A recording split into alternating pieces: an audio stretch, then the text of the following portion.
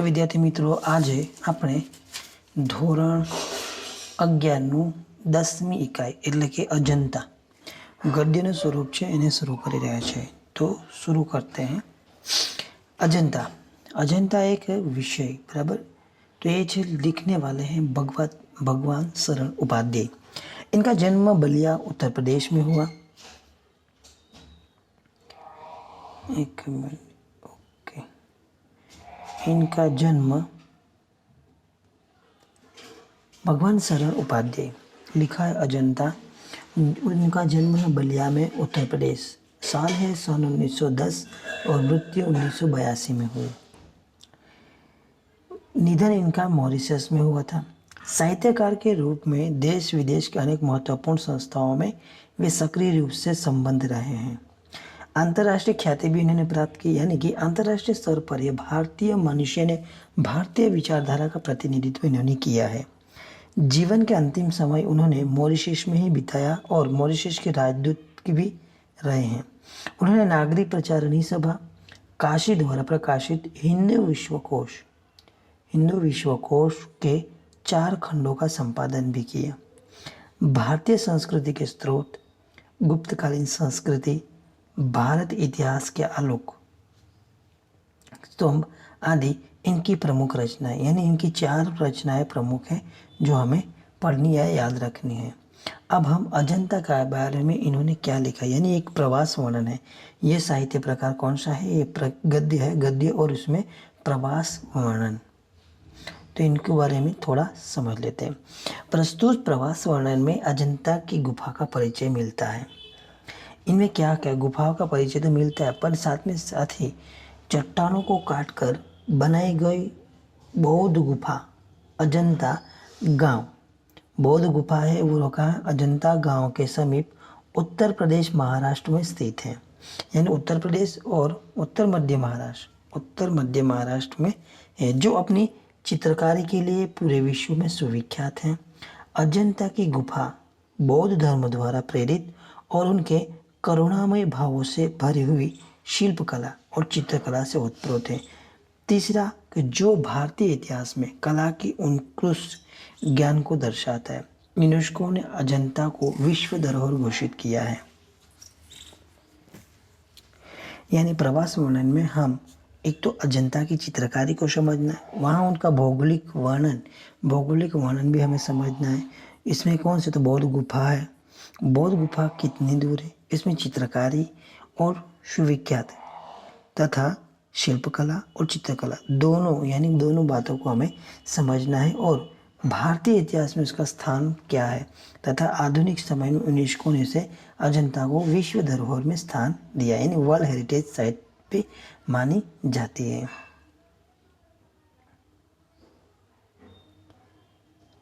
जिंदगी को मौत के पंजों से मुक्त कर उसे अमर बनाने के लिए आदमी ने पहाड़ काटा। यानी कहना चाहते हैं कि जिंदगी को मौत के पंजों से, यानी जो मरे हुए उसे मुक्त कराने के लिए आदमी ने पहाड़ काटा। किस तरह इंसान की खूबियों की कहानी सदियों बाद आने वाली पीढ़ियों तक पहुंचाई जाए। यानी भूतकाल को भविष्य की आने वाली पीढ़ियों को वर्तमान ज्ञान, यानी भूतकाल का ज्ञान कैसे पहुंचाया जाए, ये उन्होंने सोचा।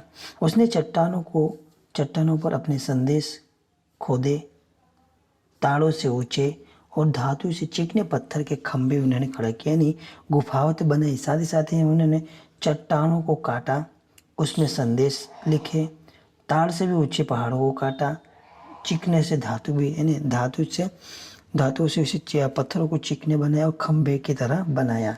तांबे और पीतल के पत्थरों पर भी अक्षरों के मोती बिखेरे, यानी गोदना। तांबे और पीतल धातु कौन सी? तो तांबे और पीतल के पत्थरों पर अक्षरों के मोती, यानी लिखा। उसके जीवन मरण की कहानी सदियों के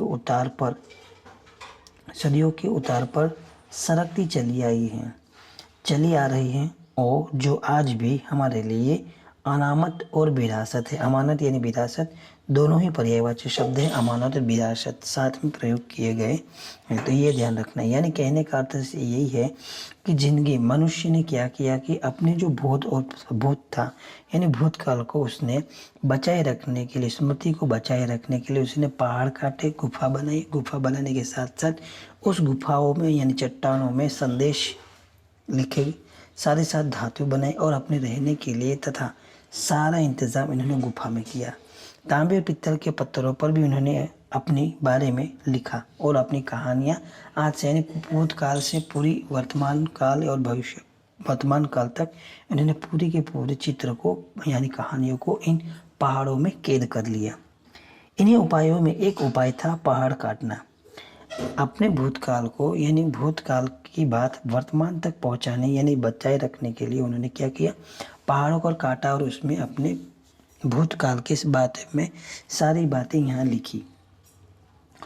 आगे कहते सारे प्राचीन सभ्य देशों में पहाड़ काटकर मंदिर बनाए गए। यानी एक सभ्यता ऐसी नहीं है जो उसने अजंता की गुफा में जिन सभ्यताओं की बात कही गई वे ही और विश्व में उपलब्ध यानी विश्व में जो भी सभ्यताएं आज भी मौजूद हैं वे सारी सभ्यताएं अपने भूतकाल के बारे में बताने के लिए उन्होंने पहाड़ काटकर मंदिर बनाए तथा देवालय बनाए। उनकी दीवारों पर एक से अभिराम चित्र मिलते हैं। सभी गुफाओं में इसी प्रकार की चित्रण मिल जाते हैं। आगे और बताते हैं कि आज से कोई 2,2500 साल पहले यानी आज से 2,2500 साल पहले हमारे देश में पहाड़ काटकर मंदिर बनाने की परिपाटी चल पड़ी थी। हमारे देश में भी मंदिर बनाने के लिए पहाड़ों को काटकर बनाया जाता था। अजंता की गुफा पहाड़ काटकर बनाए जाने वाली देश की सबसे प्राचीन गुफाओं में से एक मानी जाती है, जिसमें एलोरा और एलिफेंटा सबसे पिछले काल की यानी सबसे पुरानी मानी जाती हैं। एलोरा और एलिफेंटा देश की गुफाओं या गुफा मंदिरों में सबसे विख्यात हो तो वो अजंता की है। अजंता की दीवारों में हमें छतों पर लिखे चित्र और दुनिया के लिए नमूने बने हुए हैं। यानी अजंता की जो गुफाएं हैं उनकी दीवारों और छत पर जो भी चित्र मिल जाते हैं वे दुनिया के लिए एक नमूने यानी एक विरासत के रूप में है। इसी तरह चीन की बात करें तो चीन के तुनहुआंग तथा लंका में सिमरिया की पहाड़ के दीवारों में हमें इसी तरह के नमूने यानी चित्र मिल जाते हैं। अजंता के चित्रों ने विदेशों को इस प्रकार से प्रभावित यानी बाहरी यूरोपीय देशों यानी विश्व के दूसरे देशों को भी यहाँ हमारी चित्रकारिता ने प्रभावित किया। और आगे यही बात करते हुए कहते हैं कि तब भला अपने देश के नगर और देहात कैसे बाकी रह जाते हैं। इसमें आगे क्या क्या मिलता है तो बाघ और सित्तन वसल की गुफाएं अजंता की परंपरा रही हैं। बाघ और सित्तन वसल की गुफा अजंता की परंपरा का एक भाग है, जिनकी दीवारों पर जैसे प्रेम और दया की एक दुनिया सिरजी यानी सृजन इसके माध्यम से प्रेम और दया का भाव दर्शाया गया है। दूसरी ओर कहते हैं और जैसे संग साजो यानी संग साजना सृजन संवरना कहते हैं पूरी तरह तैयार करना। संगो साजना ने उन गुफाओं पर और रौनक बरसाई, उन गुफाओं पर उनकी खूबसूरती और निखर कर सामने आती है। चित्रे हुए जैसे रंग रेखा में दर्द और दया की कहानी लिखते गए हों। ये जो चित्र हैं चित्रे गए चित्र उसमें रंग और रेखा जो है वो मानो दर्द और दया की कहानी लिखी गई हो ऐसे लग रहे हैं। कलावंत छेनी से मूर्ति उभारे कोरते गए और कलावंती इनके बारे में जो कलावंती है वे मूर्ति उभारते गए और उसे कुतरते गए हैं। वैसे ही जैसे अजंता पर कुदरत का नूर बरसता हो, मानो अजंता पर कुदरत का नूर यानी मेहरबानी बरस रही हो। प्रकृति भी बहुत थरक उठी यानी कि अजंता की गुफाओं में प्रकृति भी मानो नाच रही हो। मुंबई से सूबे में बम्बई और हैदराबाद के बीच विंध्याचल के पूर्व पश्चिम दौड़ती पर्वतमालाओं से निचोड़े पहाड़ का एक सिलसिला उत्तर से दक्षिण चला गया, जिसे हम सह्याद्री कहते हैं। तो हमारा पहला प्रश्न है, सह्याद्री किसे कहते हैं? तो सह्याद्री की पूरी व्याख्या कह दी है कि बम्बई के सूबे में, बम्बई और हैदराबाद के बीच विंध्याचल के पूर्व पश्चिम में पश्चिम दौड़ती पर्वतमालाओं से निचोड़ पहाड़ों का एक सिलसिला उत्तर से दक्षिण चला गया, जिसे सह्याद्री कहते। अजंता की गुफा मंदिर उस पहाड़ जंजीरे को सनात करती हैं, उसे जोड़ती है। अजंता गांव से थोड़ी दूर, अजंता है नहीं, अजंता की गुफाएं कौन? तो अजंता गांव से थोड़ी दूर पहाड़ों के पैरों में सांप सी लिपटी लौटती हो और बहादुरी नदी की कमान से, यानी वो आगे बहादुरी नदी से मानो मुड़ जाती है, यानी नीचे की बात करते हैं। वह पर्वत का सिलसिला एक अर्ध चंद्राकार यानी अर्ध ऐसा चंद्राकार लगता है। कोई 250 फुट ऊंचा हरे वनों के बीच मंच की तरह उठते पहाड़ का यह सिलसिला हमारे पुरखों को भी भा गया होगा। यानी ये सुंदरताएं, अजंता की सुंदरता का वर्णन किया गया है। मानो कैसे वो सांप से लौटती हुई बागुरी नदी कमान से मुड़ जाती है, और वहीं पर्वत है, जो पर्वत के सिलसिले एक बार एक, यानी ऐसे ऐसे ऐसे, तो मानो ये ऊपर की तरफ उठ रहा हो। कैसे? तो 200-500 फुट जैसे मानो ऊपर उठ रहा हो और नीचे हरा भरा सा दिखता है, यानी खोद कर भवन महलों से भर दिया है। सोचिए जरा, ठोस पहाड़ों की चट्टान, छाती और कमजोर इंसान का उन्होंने मेल जो किया है ना, इतनी कठोर और ठोस पहाड़ी जिसकी चट्टान यानी जिसके छाती के अंदर चट्टान बनाए गए, और वो भी बनाने वाला कौन? कमजोर मन का इंसान, दोनों का मेल कैसे कुदरत ने बिठाया है। तो पर्वत का हिया दरकत चला गया और वहां एक से एक बरामदे बनाते गए, हाल और मंदिर बनते गए। फिर आगे कहते कि पहले पहाड़ काट कर उसे खोखला कर दिया। मनुष्य ने पहले क्या किया?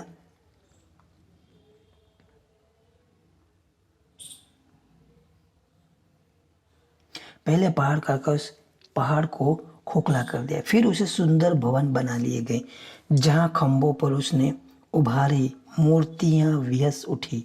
उसने जो मूर्तियां उन खंभों पर बनाई, मानो वे सहज और सजीव हो उठी। भीतर की सचमुच दीवारें छतें रगड़ कर चिकनी कर दी गई। तब उनके जमीन पर चित्रों की एक दुनिया बसा दी गई, यानी ऐसे मानव चित्र बनाए गए जैसे एक पुरानी नई दुनिया ही बसा दी गई हो, ऐसा लगता है।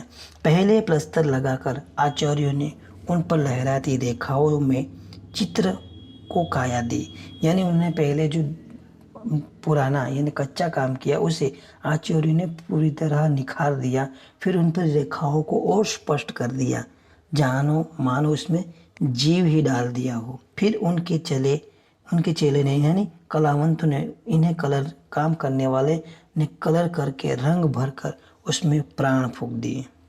फिर तो दीवार उमंग उठी और पहाड़ें पलक उठती हैं।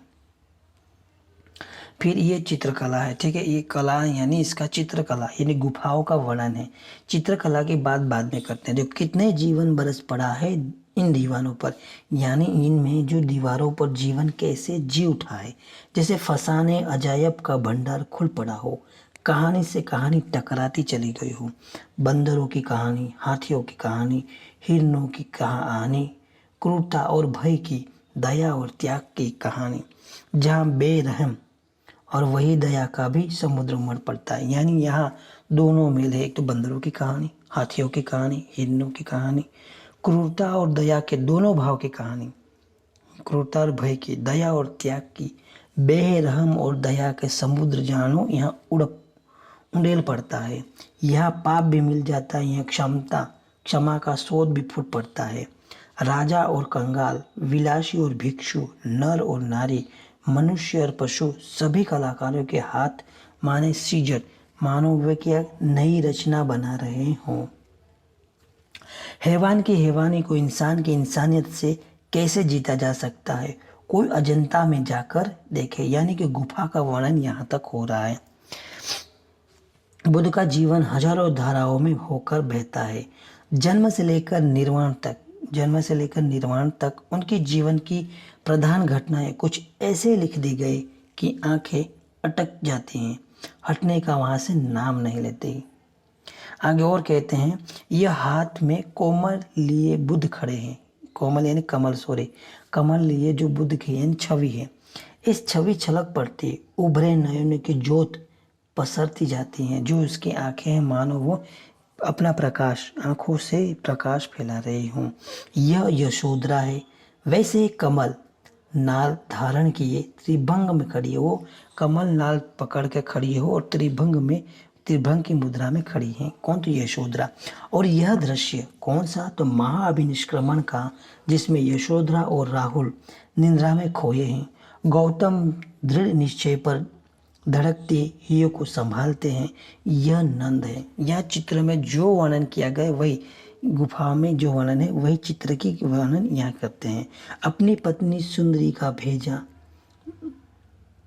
का भेजा और द्वार पर आए बिना वो भिक्षा के लौटे भाई बुद्ध को लौटाने जो आया था, जिसे भिक्षु बन जाना पड़ा था, यानी गौतम बुद्ध को भिक्षु बन जाना पड़ा। बार बार वो भागने को होता है, यानी गौतम बुद्ध बार बार भागने को होते हैं, पर बार बार पकड़कर संघ से लौटा लिया जाता है। बार बार आते हैं भिक्षु मांगने, पर उन्हें वापस वहीं जाना पड़ता, तो संघ में। उधर फिर वह यशोधरा बालक राहुल के साथ उसे मिलती है। बुद्ध आए हैं, पर बजाय पति की तरह वो आने के भिखारी की तरह, यानी वे आए कौन से? तो भिखारी की तरह आए हैं, ना कि वो गौतम बुद्ध की तरह। क्या न डाले? यशोधरा के मन में भी द्विधा है। इसका वर्णन इन्होंने किया है। अब उसके पास उसकी मुकुटमणि सिद्धार्थ के खो जाने के बाद अब वो यशोधरा किस बात की दान करे? वो आगे और कहते हैं कि सोना चांदी मणि माणिक हीरा मोती उसे त्यागे, जगत राता के लिए मिट्टी के मोल हैं। उनके लिए तो ये सब कैसे मिट्टी के मोल समान हैं। पर हाँ है कुछ उसके पास, उसका बचा एकमात्र माल, उसका राहुल, उसका पुत्र राहुल, जो इसके एकमात्र जिसे ये अनमोल है। और उसे ही वह अपने सर्वस की तरह बुद्ध को दे डालती है। यानी सर्वस यानी पूरा, एकमात्र जीने का आधार हो राहुल, वह भी वो किसे? बुद्ध को दे डालती है। और इधर वह बंदरों का चित्र, फिर से दूसरा चित्रकला, इस बंदरों के चित्र की बात करती है। वे कहते हैं कि सजीव कितना गतिमान है। उधर उसने सरोवर में जल विहार करता हुआ गजराज कमलदंड तोड़कर हथिनियों को दे रहा है। वह महलों में वह प्यालों के दौर चल रहे हैं। उधर वह रानी अपनी जीवन यात्रा समाप्त कर लेती है और उसका दम टूट जाता है।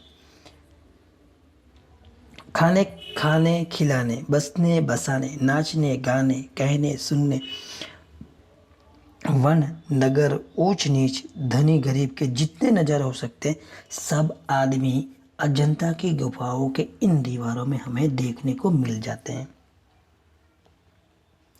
आगे कहते हैं कि बुद्ध की इस जन्म की घटनाएं तो चित्रित कथाओं में हैं, उनके पीछे जन्मों की कथाओं का भी ऐसा चित्रण हमें नहीं मिलता। पिछले जन्म की ये कथाएं जातक कहलाती हैं, कथाओं के बारे में। अब हमें इनके बारे में चित्रकला यानी इनके बारे में बात मिलती है। कौन सी? तो गौतम बुद्ध की। उनकी संख्या 555 है। इनका संग्रह जो जातक नाम से प्रसिद्ध है, ये हमारे लिए एक एक वाक्य के प्रश्न और दो दो वाक्य के प्रश्न के लिए मोस्ट IMP बनते हैं, जिनका बौद्धों में बड़ा मान है। इन्हीं जातक कथाओं में से अनेक अजंता के चित्रों विस्तार के साथ लिख दिए गए हैं। इन पिछले जन्मों में बुद्ध ने गज, कपि, मृग आदि के रूपों में विविध योनियों में जन्म लिया था। संसार के कल्याण के लिए उन्होंने दया और त्याग का आदर्श स्थापित करते और बेबलिदान हो गए थे। उन स्थितियों में किस प्रकार पशुओं तक ने मानव उचित व्यवहार किया था, इसका वर्णन हमें इन गुफाओं में मिलता है। किस प्रकार औचित्य का पालन किया जाता है, यह सब उन चित्रों में असाधारण खूबी से दर्शाया गया है। और इन्हीं को दर्शाते समय चित्रकारों ने जानकारी की गांठ खोल दी है, जिसमें नगरों, गांव, महल, झोपड़ियों, समुद्र, पनघट व संसार अजंता के इस पहाड़ी जंगल में उतार कर रख दिया है। वह चित्रकारियों ने खूबी से संपन्न है। देखते ही ये सब चित्र मानो आंखों के सामने उतर जाते हैं। जुलूस की जुलूस, हाथी घोड़े दूसरे जानवर जैसे सहसा वे जीवित होकर अपने अपने समझाए हुए काम में जादूगर के इशारे पर संभालने लगते हैं। इन गुफाओं का निर्माण, अब इसका भौतिक होना, यानी इसका काल क्या है तो उस समय इन गुफाओं के निर्माण ईसा की से करीब 200 साल पहले ही शुरू हो गया था। वे 7वीं सदी तक बनकर तैयार भी हो गए थे। एक दो गुफाओं में करीब 2000 साल पुराने चित्र भी हमें सुरक्षित मिल जाते हैं, पर अधिकतर चित्र भारत के इतिहास के सुनहरे युग यानी गुप्त काल 5वीं सदी और चालुक्य काल यानी 7वीं सदी के बीच के माने जाते हैं। अजंता संसार की चित्रकलाओं में अपना अद्वितीय स्थान रखती है। इतने प्राचीन काल के, इतने सजीव, इतने गतिमान, इतने बहुसंख्यक कथा प्राण चित्र कहीं नहीं बने। अजंता के चित्रों ने देश विदेश सर्वत्र की चित्रकलाओं को प्रभावित किया था। उसका प्रभाव पूर्व के देशों की कला पर भी तोड़ पड़ा है, यानी तो पड़ा ही है। मध्य पश्चिम एशिया के सभी क्षेत्रों में भी हमें इनका प्रभाव देखने को मिल जाता है। कुछ महत्वपूर्ण शब्दार्थ को भी समझ लेते हैं। नूर का अर्थ होता है रोशनी और सौंदर्य। अजायब का अर्थ होता है अद्भुत। पसरती यानी फैलना, प्रवाहमान, बिखर जाना। निर्वाण यानी मोक्ष, मृत्यु और अंत। जगत्राता, विश्व का उद्धार करने वाला। कालावंत यानी कलाकार। पुरखों यानी पूर्वज।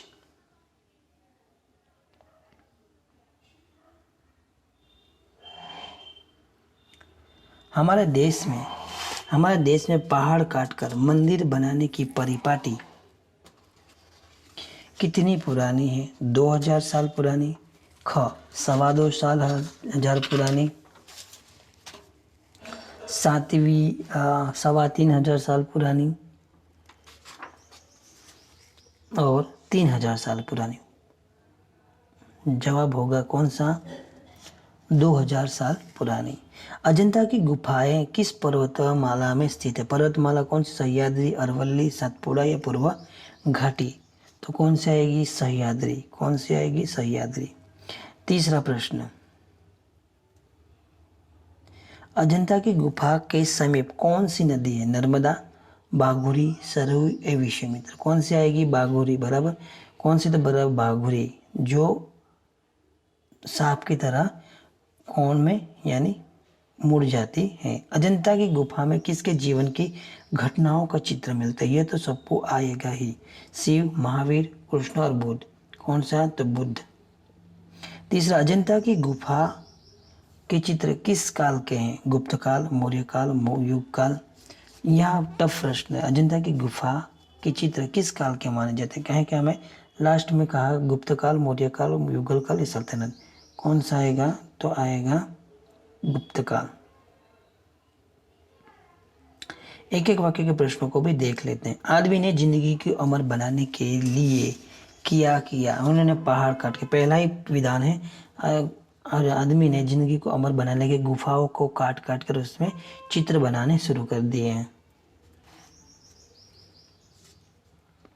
पहाड़ काटे, चट्टान काटे और उस पर अपने संदेश चित्र, खंभों को चिकना बनाया और उस पत्थर, तांबे और पीतल के पत्थरों पर अपना जीवन उसे चितरने शुरू कर दिया था।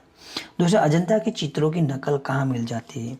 अजंता की गुफा की चित्र की नकल हमें चीन के, कौन से? चीन के तुनहुआंग और लंका में सिमरिया की पहाड़ियों दीवारों में हमें इसकी नकलें मिल जाती हैं।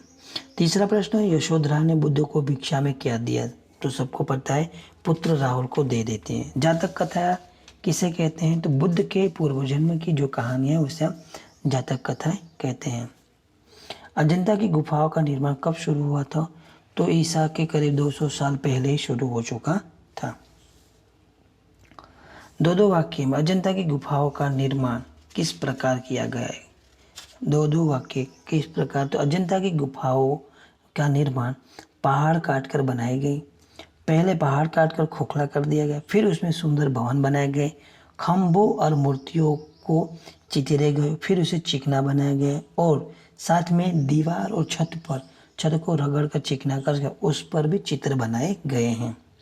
अजंता के चित्र में कौन सी कहानियां हमें मिल जाती हैं? देखिए, अजंता की ये मोस्ट टाइम पे ये प्रश्न पूछने लायक है। अजंता के चित्र में बुद्ध के जन्म से लेकर निर्वाण यानी कि मृत्यु तक की कहानियां लिखी गई। इसमें अतिरिक्त बुद्ध के पिछले जन्म की कहानियों का चित्रण मिलता है। इन कहानियों को जातक कथाएं कौन कितनी, तो 555 है। पिछले जन्म की कहानियों में जिसमें बंदर, हाथियों, हिरोनी की कहानियाँ, इन योनियों में वे भटकते भटकते बुद्ध ने जन्म लिया था और अपना त्याग के द्वारा फिर नई योनि में जन्म लेने की पूरी यानी दया और त्याग का आदर्श यहाँ स्थापित किया गया है। महाभिनिष्क्रमण चित्र में कौन सा दृश्य है? महाभिनिष्क्रमण चित्र में बुद्ध के गृह त्याग का दृश्य अंकित है। बुद्ध की पत्नी यशोधरा और बेटा राहुल नींद खोए। गौतम अपने गृह त्याग के दृढ़ निश्चय पर अडिग धड़कते हुए दिल को संभालते हुए वहां से वे निकल जाते हैं। अजंता की जातक चित्रकथा की क्या विशेषताएं हैं? तो अजंता की जातक कथा, ये चित्रकथा में बुद्ध के पिछले जन्म की कथाओं का चित्रण है। पिछले जन्म में बुद्ध ने गज, कपि, भृग आदि के रूप में विविध योनियों में जन्म लिया। संसार के कल्याण के लिए बुद्ध ने दया और त्याग को अपनाया और इन स्थितियों में पशुओं में मानवोचित व्यवहार के दर्शन हमें मिल जाते हैं। और बाकी के जो बड़े प्रश्न हैं अजंता की गुफाओं का शिल्पों का वर्णन, जो हमारा पहला पैराग्राफ में मिल जाते हैं। फिर इन चित्रों की क्या विशेषता है तो हमें उसमें लास्ट में मिल जाता है। तो ये महत्वपूर्ण पाठ है। आपको ज़रूर से वीडियो पसंद आए तो लाइक करना, शेयर करना, सबसे ज़्यादा सबको शेयर करना मत भूलना, और अच्छा लगे तो ज़रूर यस कमेंट कर देना। ठीक है, तो फिर मिलते हैं, तब तक के लिए अलविदा।